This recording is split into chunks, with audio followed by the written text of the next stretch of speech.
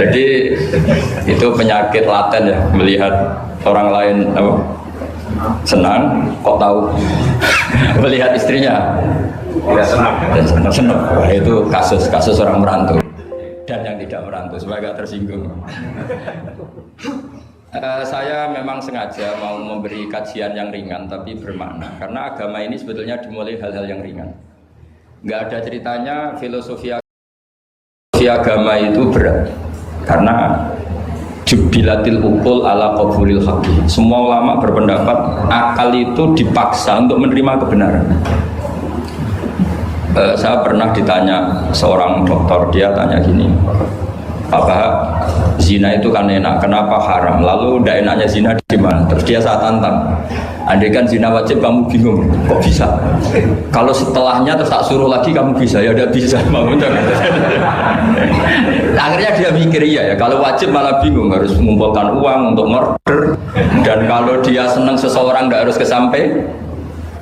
Ya kan, kalau kamu senang seseorang kan tidak mesti dia senang kamu. Kan repot kan?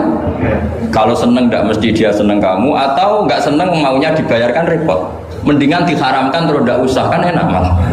Tidur di kamar happy santai, syukur-syukur itu terganti oleh sujud, oleh munajat, oleh kesenangan-kesenangan yang religi.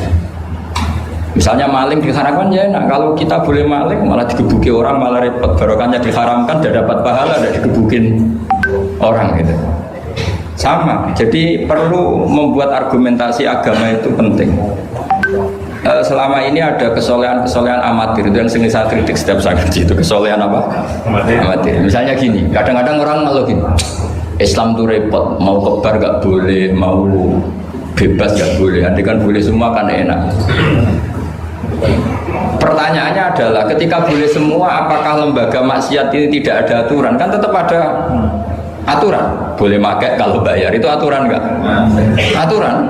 Kalau yang cantik mahal kan aturan. Kalau apa homer atau arak yang enak mahal kan aturan. Artinya gini, di tempat yang maksiat pun banyak apa? Aturan. Kenapa aturan di tempat maksiat kamu anggap kebebasan, sementara agama ngatur kamu anggap pengekangan? Nah, ini namanya soleh amatir apa? Soleh amatir itu yang latihan soleh. Tapi kalau solehnya sudah lama, kayak saya ini masuk soleh sudah lama, tidak tahu saya. Dari Gus Bak Syukur yang nggak seneng namanya akan komentari ujub, ya sudah lah, itu biasa manusia seperti itu. Seperti sama merengut, yang senang akan bilang pemikir serius, yang nggak seneng mau kok merengut akhirnya. Orang ita itu ya gitu, yang seneng bilang wah itu sibuk ngalor ngidul gitu, yang nggak seneng kan bilang wah ita itu gitu. Jadi itu kan nggak usah dipikir lah, komentar orang itu nggak usah dipikir. Jadi ini penting saya utarakan. Sehingga saya berpikir, terutama untuk zaman akhir, saya ulang lagi, terutama untuk zaman akhir, saya buktikan sekian ayat. Sebenarnya saya hafal Quran, tapi ini tak bawa Qurannya supaya nanti kamu bisa nyari ayatnya. Syukur-syukur kamu bisa nyanyi saya hafal Quran, bagus itu. Kalau enggak ya kacau ya. Sekarang banyak orang bantah apa orang hafal Quran, dia sendiri nggak hafal. Saya sering di Jogja, saya mau tanya tafsir sama jenengan, karena tafsir Kemenak itu ada kesalahan sekian 2000 itu, tak tanya kamu hafal Quran enggak? Aduh repot ini kata saya. Ini kayak Tyson tinju sama Elias Pikal kata saya. Kalau kelasnya nggak sama mati soalnya.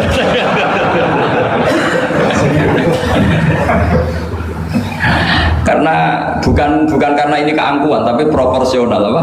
Proporsional. Saya cerita yang ringan-ringan saja, sebagaimana sanad saya dari guru-guru saya ila Rasulullah SAW.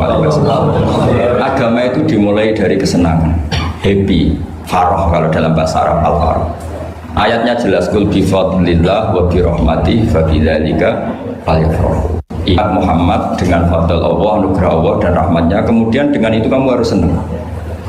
Sehingga dengan senang kepada Allah dan Rasul itu nikmatnya Masya Allah.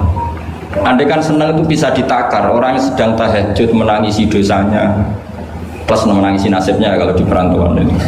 Itu senangnya sama orang yang sedang dugem itu mesti kalah, mesti senang yang sedang tahajud. Karena orang-orang maksiat itu sebenarnya orang-orang susah. Kalau tidak susah gimana? Setelah itu semua ditanya, senangnya di mana? Tidak tahu dia mabuk. Sementara senang kamu ingat betul tadi malam saya nangisi dosa-dosa saya, nangisi nasib saya, kemudian tenang karena kembali ke Allah, kembali ke Rasul. Itu luar biasa senangnya. Tapi masalahnya sekarang ibadah itu kayak ancaman. Kalau ada pondok mewajibkan tahajud, itu santrinya itu sudah mendelik dulu. Kalau di masjid-masjid gini itu kira-kira diwajibkan tahajud, orang juga protes. Ini aliran sesat, sunat kok diwajibkan. Jadi agama itu banyak keunikan, tapi yang jelas saya pastikan kamu harus senang.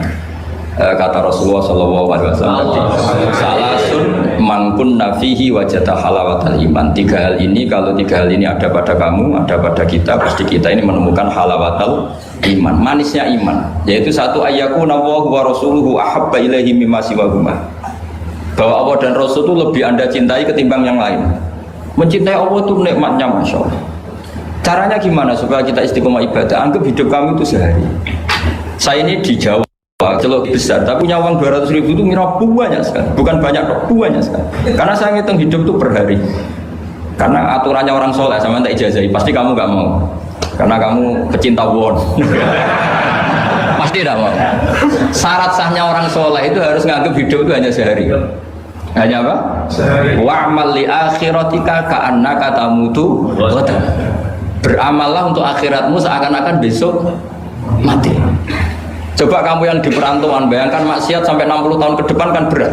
Sampai seminggu saja kira-kira berat kan. Tapi kalau bayangkan saya tidak akan maksiat semalam ini karena besok saya mati, sukses. Besok berpikir gitu lagi, saya tidak akan maksiat kan hanya sehari. Ternyata besok hidup lagi. Berpikir gitu lagi, tahu-tahu mati betulan setelah 60 tahun. Jadi itu apa ya, satu konsep dari Rasulullah supaya orang itu meninggalkan maksiat itu ringan karena bayangannya hidup banyak. Coba yang ahli maksiat itu diberitahu besok kamu mati, kira-kira malamnya maksiat enggak? Kamu maksiat itu karena bayangkan hidup masih lama. Makanya kata Quran, wahai orang-orang yang beriman, alam ya'ni lil ladzina amanu an takhsha qulubuhum li dzikrillah wa ma nazala minal haqq. Orang-orang iman itu sudah saatnya khusyuk. Kamu jangan seperti orang-orang dulu. Orang-orang dulu fatola alaihimul amatu faqasat qulubuhum. Orang itu menjadi wangkot, menjadi keras hatinya karena merasa hidupnya itu panjang. Ini penting, ini konsep-konsep yang ada di hadis sahih. Jadi tidak perlu kamu soal ini sahih apa enggak, tak pastikan sahih. Saya ini baca hadis lama sekali. Jadi yang nyoal harus imbang. Kalau enggak kayak Tyson dengan Elias Pikal. Supaya clear, supaya jelas. Saya sering ketemu para pemikir di Jogja dan berkali-kali saya bilang harusnya diskusi itu imbang. Ini bukan karena keangkuhan tapi karena proper. Awal maksiat itu dimulai karena tidak senang tercari kesenangan dan pilihannya maksiat. Coba kalau kesenangan itu ada pada taat, itu luar biasa. Sampai Rasulullah itu menggambarkan ketaatan yang baik itu. Ada hadis yang mungkin kalau orang Jogja, orang Solo itu tidak siap karena nggak priayi. Nabi pernah ngendikan, wa fi buti ahadikum sodaqah. Kamu ngeloni istri kamu itu ya sodaqah. Sahabat ya tanya, ayati ahaduna syahwatahu wa walahu ajrun. Yang benar aja ya Rasulullah, masa urusan seks, urusan biologis kemudian dia dapat apa? Pahala. Nabi jawabnya ringan saja, alaihi salawatu aha fi haramin akana alaihi wisrun. Kalau yang digauli itu istri orang atau yang enggak zaujahnya, enggak istrinya, apa dia ada dosa? Ya dosa ya Rasulullah. Fakadzalika kalau waktu fi halalin kana lahu ajrun. Ya begitulah kalau dia salah. Kalau salah letak haram, kalau tepat sasaran ya halal. Segampang itu ibadah itu. Jadi ngumpulin istri ibadah, nimang anak ibadah, ngaji begini ibadah meskipun enggak paham, enggak ada syaratnya paham. Yang menyenangkan dalam Islam kan gitu, ngaji itu tidak harus paham, yang penting datang pura-pura paham selesai. Bahkan saya pernah dibully oleh santri itu, agak kurang ajar santri itu, ya santri gak jenengan di santri tua-tua gitu. Itu Gus, jenengan sama saya nanti di surganya dulu saya. Kenapa? Karena kata Rasulullah SAW itu man salaka tariqan yaltamisu fihi ilman sahalallahu lahu tariqan ilal jannah. Orang yang mengambah jalan, yang mencari jalan, berjuang lah, berjuang sekolah, nyari ilmu. Nyari yaltamisu itu maknanya nyari iltimas. Maka orang yang mencari ilmu itu sahalallahu lahu tariqan ilal jannah, akan dimudahkan jalan ke surga. Itu yang nyari loh Gus. Kalau sudah ketemu kayak jenengan enggak masuk hadis itu. Makanya bersenanglah yang sedang nyari tapi belum ketemu. Karena hadis itu untuk yang masih itu pasti sampai Anda saya. Wah saya mikir, wah ini nyari hadis apa yang bela saya. Karena hadis ini itu tidak mihak saya, nggak mihak yang sudah ketemu. Yang namanya nyari kan belum ketemu, maka bergembiralah yang nyari ilmu udah alim-alim. Karena syaratnya, ya kan? Man salaka tariqan yaltamisu fihi ilman sahalallahu lahu tariqan ilal jannah. Siapa yang berjalan atau menempuh satu perjalanan mencari ilmu. Di mana-mana mencari itu sudah ketemu belum? Belum. Berarti kiai masuk hadis itu enggak? Alhamdulillah. Karena kiainya sudah ketemu. Maka bergembiralah jenengan. Saat enggak paham, artinya masih mencari. Makanya kalau mau paham jangan paham. Karena saya ini kebetulan memang peneliti hadis dan saya banyak menghafal hadis karena saya suka dengan kalimat-kalimat jamiah, kalimat-kalimat yang komplit dari Rasulullah SAW. Sehingga ngapalkan hadis saya itu banyak dan imbang itu ya balance kalau dalam bahasa inteleknya itu. Saya termasuk menghafalkan hadis wa innal alima la yastaghfiru lahu man fis samawati wa man fil ardi hatta al-khitan fil bahr. Sebagian riwayat wa inna mu'alliman nasi al khaira la yastaghfiru lahu man fis samawati wa man fil ardi hatta al-khitan fil bahr wa hatta an-namlatu fi juhriha. Ini hadis tandingan. Jadi yang tandingan tidak hanya 01, 02, hadis juga ada hadis apa? Tandingan. Tidak apa-apa, ilmu itu memang butuh apa? Butuh perimbangan ya, butuh balance. Enggak boleh ilmu, tapi karena ilmu enggak pantas diomongkan tandingan gitu aja. Kata saya ada hadis yang bunyinya gini. Wa innal alima, orang alim itu akan dimintakan ampun oleh penduduk langit. Jadi semua malaikat Jibril dan Mikail, semoga termasuk Israel, itu memintakan maaf untuk orang alim, tidak yang belum alim. Itu kamu tidak masuk hadis itu. Keren mana? Wah sama kerennya Gus. Saya masuk surga, yang jenengan nanti juga masuk. Ya sudah, nggak usah geger ketemu di sana.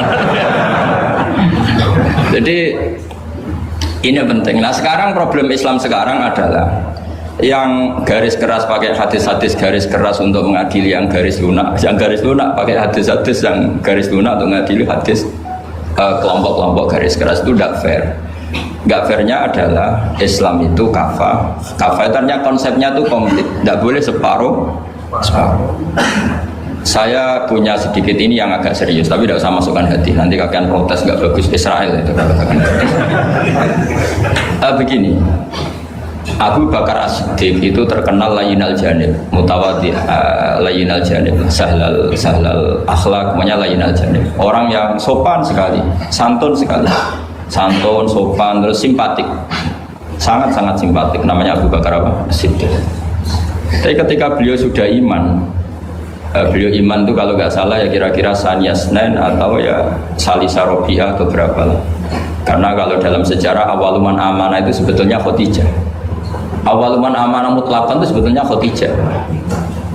Awaluman amanah mutlakon bisa saja Sayyidina Ali, dan awaluman amanah mutlakon bisa saja Abu Bakar Siddiq.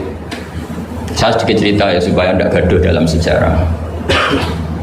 Ketika Rasulullah umur 25 itu, ketika beliau umur 20 itu Khadijah itu karena punya paman penginjil namanya Waraqah bin Naufal, itu sudah tahu kalau Nabi akhir zaman yang Muhammad itu, sehingga dia memerintahkan hulamnya namanya Maisarah. Maisarah itu nama cowok, nama lelaki. Ini perlu dicatat. Nanti kalau kamu tahu Maisarah menemani Nabi dalam perjalanan, terus kamu tiruah cari Maisarah ya. Maisarah itu nama lelaki ya. Lihat ya, Maisarah itu nama orang Arab memang lucu. Biasa nama lelaki pakai tak muannas kalau dalam ini Mas Rois ini bahasa gontornya itu. Kalau bahasa Arab biasa Maisarah lelaki, Tolha lelaki, Hamzah lelaki. Jadi biasa kalau dalam bahasa Jawa kan enggak, soleh dan solihah, muslimin dan muslimat. Pokoknya kalau ada tak itu muannas. Soalnya bahasa itu agak harus. Tapi tahunya baru gitu sudah bagus loh, sudah bisa naik kelas.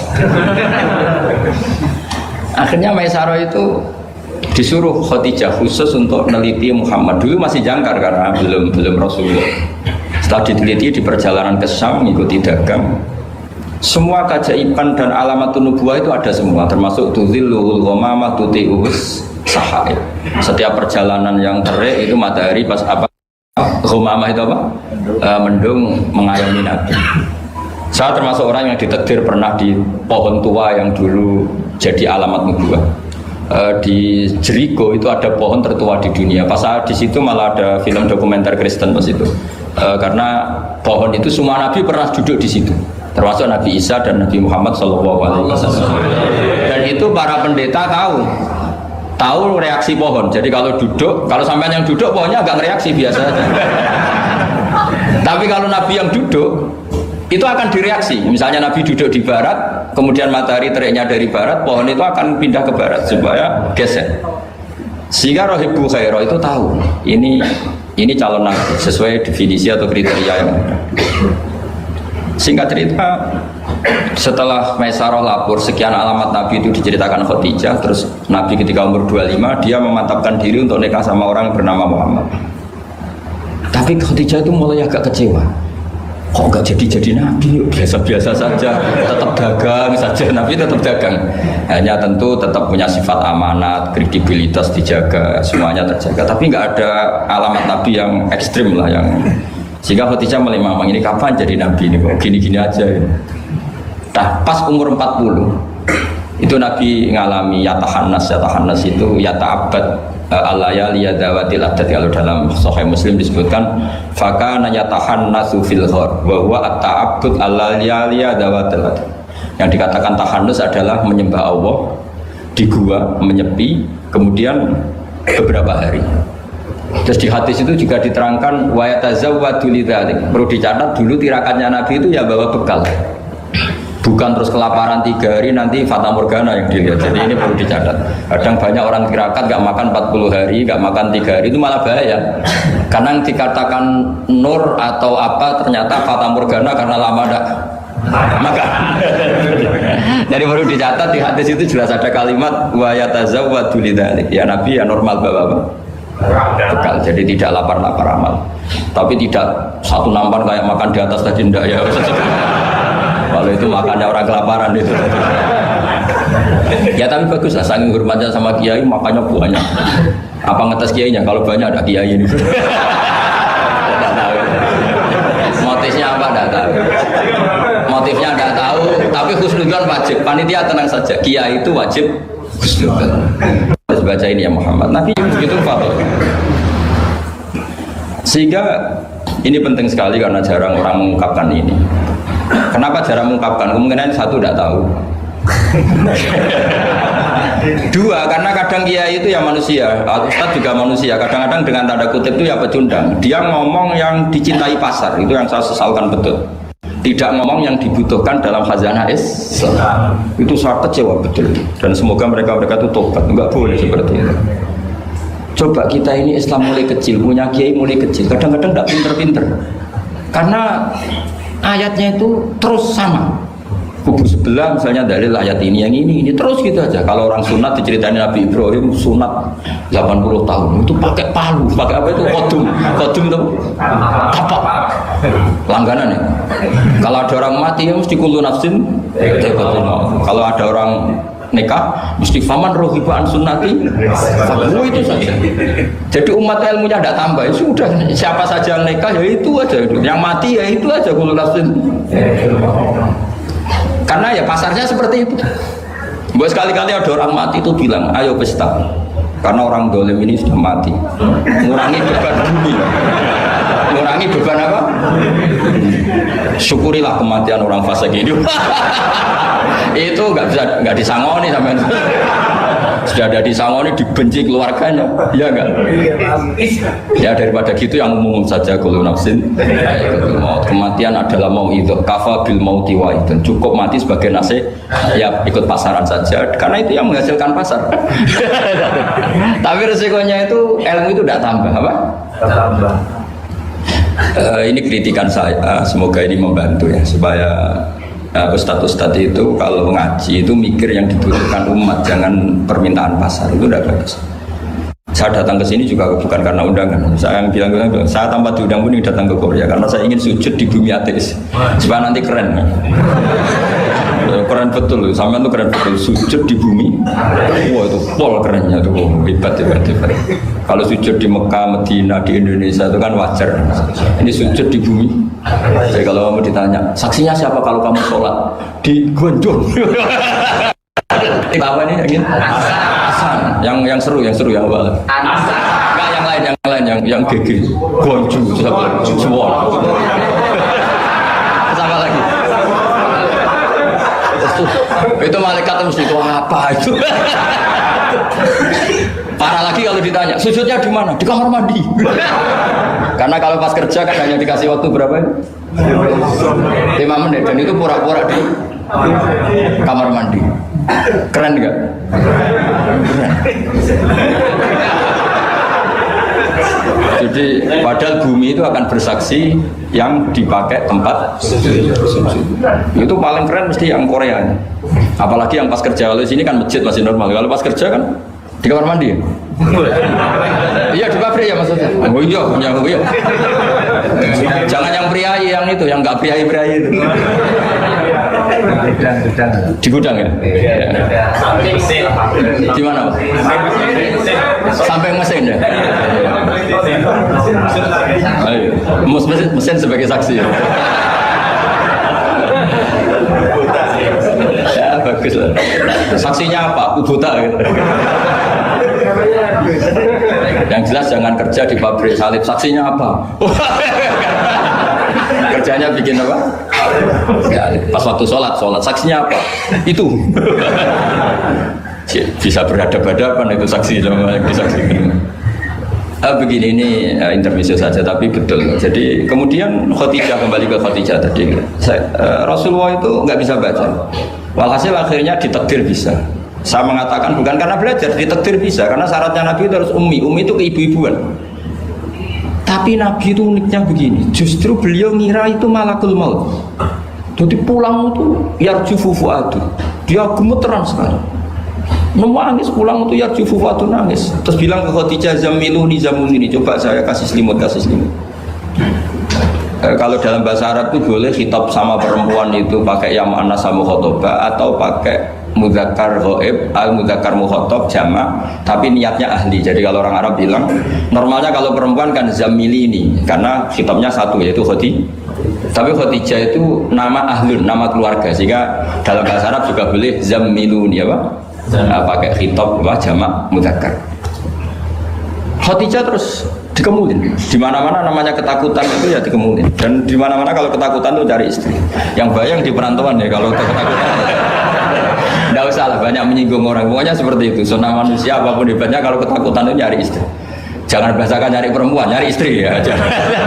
Garisnya jelas ya. Kalau ketakutan nyari apa? Istri. Nyari istri apa nyari perempuan? Istri. Alhamdulillah. Bagi yang punya. Bos. Akhirnya dikemulin sama Khadijah. Ada apa?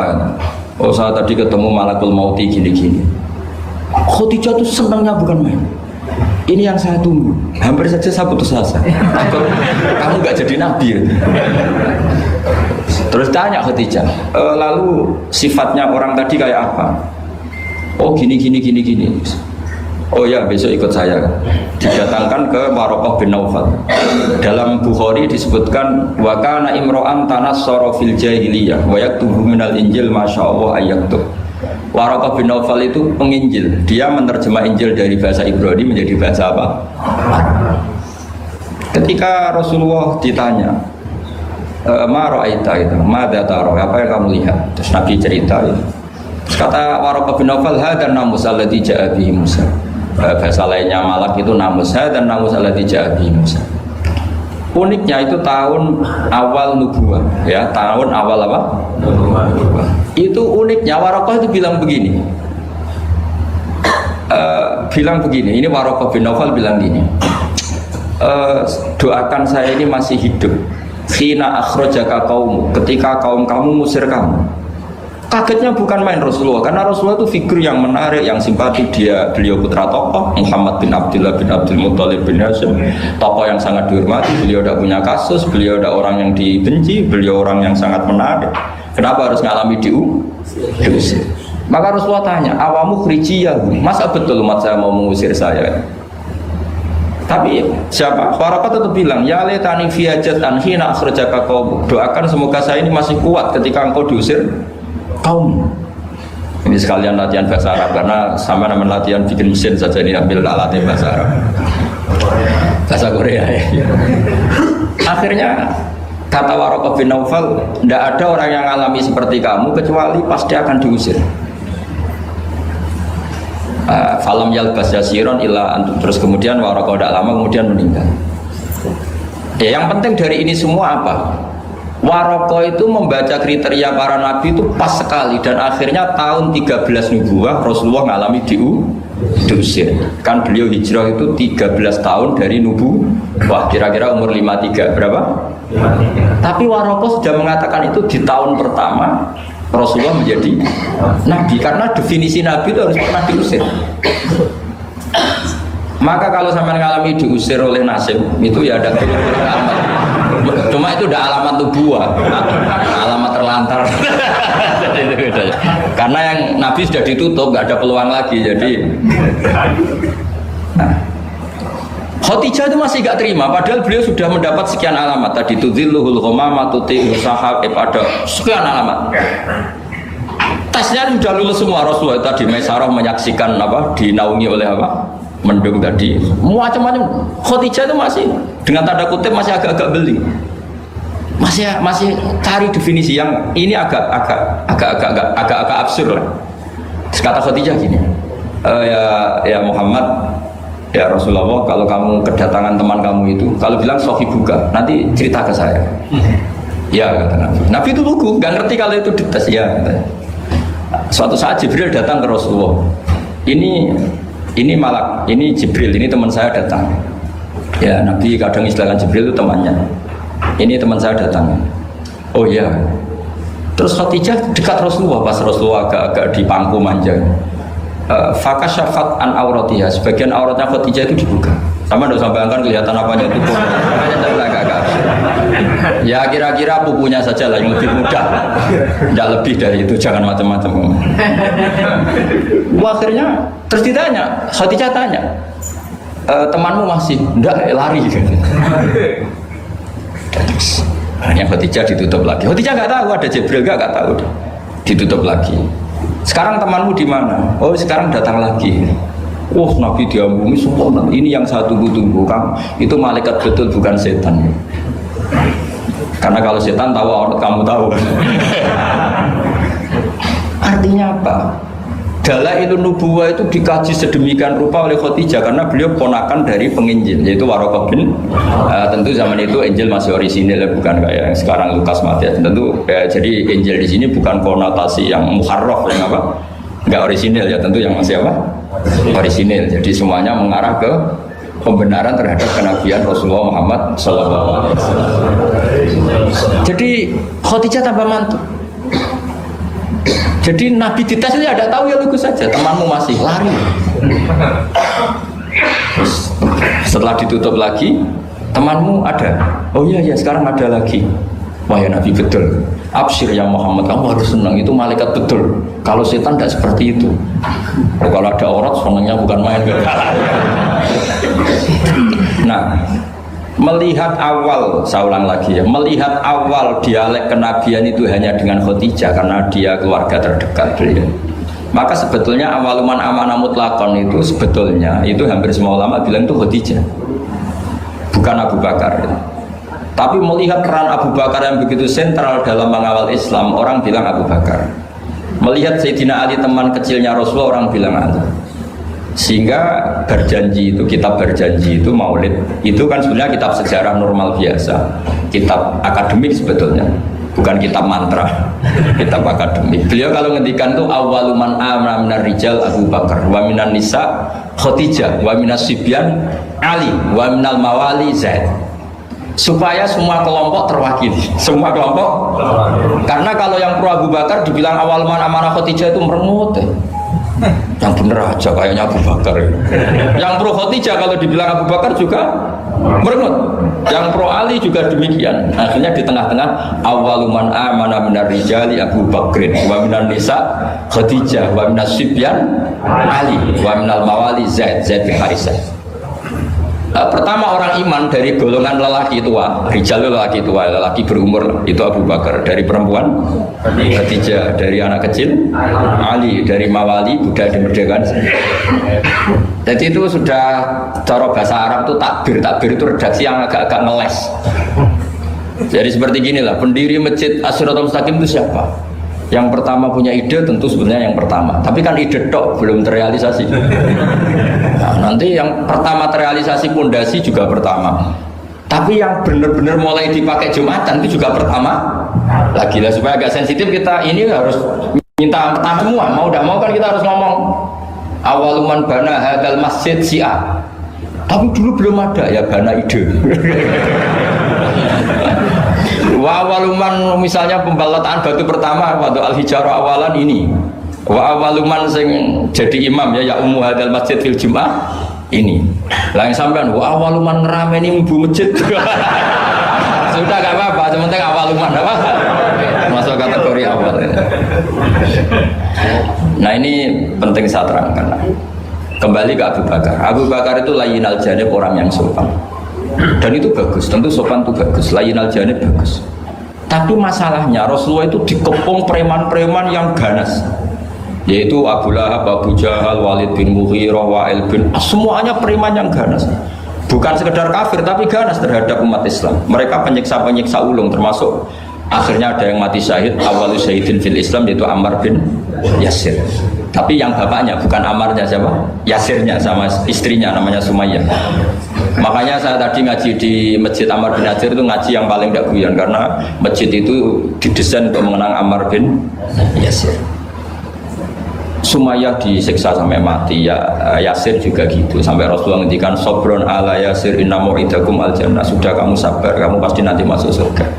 Bilal disiksa, tapi Bilal akhirnya aman karena menangi, diselamatkan Abu Bakar, bahkan menangi futuhat ya, beliau menangi apa? Fatwa apa? Saya pernah ziarah ke makam Bilal. Akhirnya apa Rasulullah? Ini kalau gini terus anak Islam orang-orang sopan tok repot. Beliau pas jalan-jalan ngerti Umar itu kalau ingin sarapan atau ingin punya uang, kalau ingin punya bon itu harus tarung. Dan dia petarung yang dulu. Jadi kalau tarung itu menang, ya uangnya banyak. Barokahnya kalau tarung apa? Menangan di gulat. Akhirnya Nabi mikir, wah kalau yang Islam gini ini cocok. Karena kalau yang sopan-sopan tok ini kayaknya repot. Kalau hasil Nabi spontan tuh, Allahumma aizal Islam bi Umar. Ya Allah muliakan Islam ini dengan Umar. Gak tahu apa bisa diganti aizal Islam bi Banser, gak tahu saya. Karena kalau Banser sopan ya aneh, Banser kok sopan nggak jadi aneh. Atau pemuda Muhammadiyah kalau sopan kan ya jadi aneh. Masa pengawal kok sopan? Monggo nak badhe santai. Monggo. Ya gak pantas-pantasnya. Oh, sterilkan dulu. Pas pampres sopan, wah Pak Jokowi tidak jadi pidato karena yang salaman apa? Banyak. Yang minta buku banyak. Singkat cerita, betul. Karena Nabi yang berdoa itu di sebagian tarikh menyebut doanya Senin, Kamis sudah masuk Islam, hanya Senin, Selasa, Rabu, Kamis. Kalau kamu ya 30 tahun mungkin. Itu saja tidak mesti ya. Akhirnya Umar itu Islam. Islamnya juga unik. Dia mau mencari Muhammad, masih jangkar, kalau manggil masih jangkar, belum Rasulullah. Mana Muhammad? Laqad soba, dia sudah keluar dari agama permanen ya oleh kaum jahiliyah itu.